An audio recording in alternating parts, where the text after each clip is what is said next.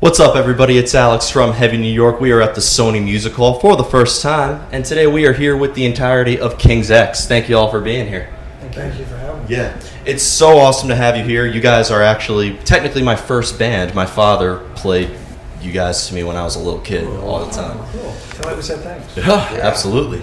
That's awesome. So, it's been a while since the release of your newest record, and but you guys have so many albums out, and live albums, studio albums. I was always curious, when a band has a discography as wide as you guys do you at this point have like a formula that you always go into the songwriting process, or do you like take a new approach every time you make music? I personally don't think that as a band we necessarily have a formula. I think as we write songs individually and come together, there's no telling how it's going to happen. Yeah. We're as surprised as anybody, I think. Mm-hmm. I agree. Yeah. Really? Mm-hmm. So, and I know that you all work in multiple different projects and you guys have your solo stuff and everything like that. Does that maybe help bring in some newer stuff to King's X? Well, it helps keep writing so that, the sea of nuggets and, little things that you're keeping up with and recording becomes more vast to choose from when it comes time to working on music together and stuff. A lot of times we'll have incomplete ideas and then everybody gets inspired by it and it becomes something. So for me, I guess doing all that side project stuff just keeps me always writing, and so that there's now just a sea of fragments and songs that have never been finished. Just continue doing that all the time. Very interesting. And I feel like with King's X, almost every song does count in a way, and every there's some bands that are like more guitar driven, some more vocal driven, more percussion driven, but I feel like everything does kind of count. With you guys, is there anything that ever comes first in the songwriting process? No, not really. Anything can come first. Yeah, exactly. Yeah. Any part of it. It could be a beat in your head that starts it, or a bass line, It could be a word. or a lyric that has nowhere to go. Right, It can be anything. Which is awesome. Now, Doug, one question I actually had for you is, being the vocalist that you are, I was always curious do you have to hear music in order to come up with lyrics, or does sometimes a lyrical concept ever determine the outcome of the music? Well, lyrics come along, but they're in like a line, something that's kind of profound or kind of cool, and then I'll take that line and make a chorus into it, and then expound on it through the verses. Really? Mm-hmm. But usually it's music first, and then I listen to the music and try to find vocal piece in it, instead of the opposite way. Because the opposite way, if I make up a melody line, then try to put music to it, it's really simple, and it doesn't go anywhere. The music's not interesting. So I need the music to try to create something that's going to be interesting. Yeah.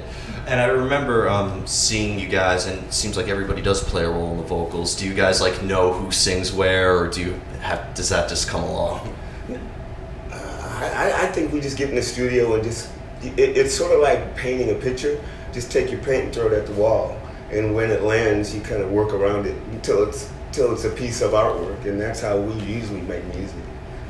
So you don't really so sometimes you don't even have a preconceived idea There's when you never make music. a preconceived idea as far as I can remember. Sometimes the song is not even written yet until we're in the studio and we just do it. Go tell somebody we wrote in about an hour and had the whole basic tracks recorded. Really? Yeah, it took no time. Well, it's funny because I always feel like if you There. do, because I've heard the story. If you do have a preconceived idea of what you want to do, you can end up disappointed. So it's fair to say that a lot of what you guys have written started off with improvising, right? Well, a lot of people think that our records are concepts, and they're not. They're the furthest thing from it. When we get done with the record, and then we look at it and listen to it and go, "Oh, that's the picture today," and it looks like a concept. Because we make music as to where we are at the moment. Whatever we're feeling, whatever we're going through, it sort of gets into the music, and then that record comes out, and that's our voice at the moment, however we're feeling. Interesting. How do you guys know when a song is finished? The song is never finished. You just kind of, you could always keep tampering with it. Yeah. At some point you just go, I think I like this, and you just stay with it. Even when you're mixing, it's like you got to stop sometime. Yeah. Now, you guys have played with a variety of bands. You guys have played with progressive bands. I've seen you guys play with Zach Sabbath back at NAMM 2017, which is unique. But you've played with Pearl Jam. You've played with Scorpions, and I've noticed that you guys have very heavy songs. You have very melodic songs, some progressive songs. I feel like you guys are like a jack of all trades. Do you sometimes, depending on who you tour with, kind of like adjust your set list depending on who you play with? We never did. As far as I remember, we never have ever. I can't really remember doing that. I'm sure that it might have been a concern of ours on certain tours. Yeah. Will they like what we do? I remember wondering if Pearl Jam crowd would like us at all, and they were absolutely fantastic. They were awesome. But I think we just go be ourselves and just wait to see what the reaction is going to be. Yeah. If we're opening for somebody that's like really, really heavy, the set might be a little bit heavier than normal. We might not put more ballads in. We might take them out so we can just give it to them and then walk off the stage. But pretty much we're still going to do what we do, which is hopefully blow your brains out and you walk away going, oh, I like that. You definitely did, especially at the Stage 48 show. Oh, cool. Yeah. You guys rocked it so hard it burnt down just a couple of months later. Yeah, but it's back now. We've done that to more than one place. Oh God, this place just opened up. Go a little easy tonight. Yeah, Jerry's monitor's caught on fire one time. Remember that one thing we were doing where your monitor just started flamed up? It was In Houston? yeah. Yes, they did. Actually, we went to. We were playing Burst in of Houston Flames. at a big festival, and during our show, the actual PA caught on fire. There were, remember, cones lit on fire. Saves you a fortune on pyrotechnics, though, right? Well, I guess. I've never seen a PA light up before, and it happened in Houston. First time for everything, right? You guys could definitely say you've seen it all. Yeah. But being that your band has started in 1979, I believe, right? 80. 1980? Okay, 1979, 80. There's a lot of different. Doug and I actually met in 79. Yeah. Oh, really? I actually meant 80, so there you go. But being that so many different musical movements have happened in the world of metal, in the world of rock, and grunge being in the 90s and everything, did that ever influence you guys? Because you guys have been around through all those movements, or have you guys always just kind of like stuck to what you guys have done? I think we were, for our first few years, we were trying to find ourselves. I think we were trying to play pretty much anything that we were affected by that we liked. And almost any style was open for it. And it took us a while, I think, to find ourselves, more of a focus. Took years, actually, I think.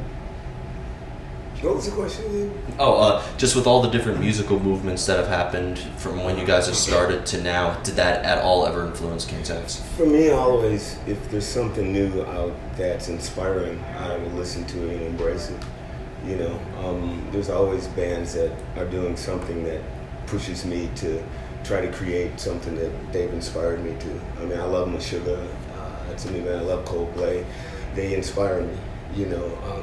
I have to listen to music all the time to be inspired, because when I sit and listen to music, it's like I get bored.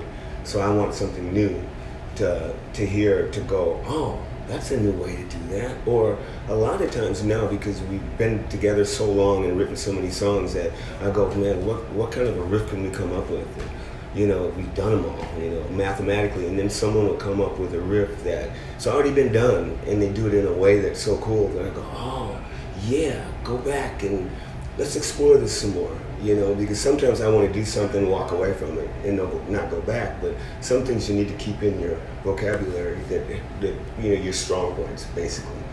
Find your strong points, get rid of your weak points, and all of a sudden you start enjoying what you're doing. Very interesting way of putting it. Now, when I saw you guys live for the first time, because I saw you guys decades after listening to you guys for the first time, and I noticed it was a completely different vibe seeing you guys live, because the way I saw everybody singing along to your songs, and just there was definitely something in the room that night that made it different than on the record. I was always curious for you guys, how different of a vibe is it playing your songs live versus like in a practice space or in a studio?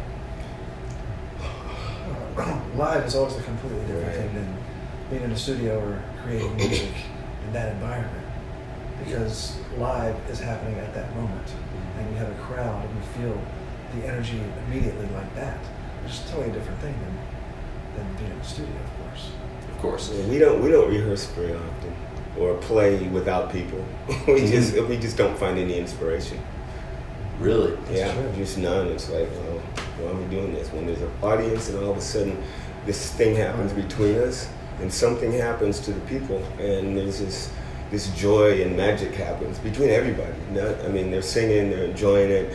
There's a camaraderie that happens that keeps me going, because we've been doing these songs over my head since we put the song on record, which is what, 15, 25 years or whatever. I mean, we do songs, the same songs every night, but every night they have a new life because of the crowd.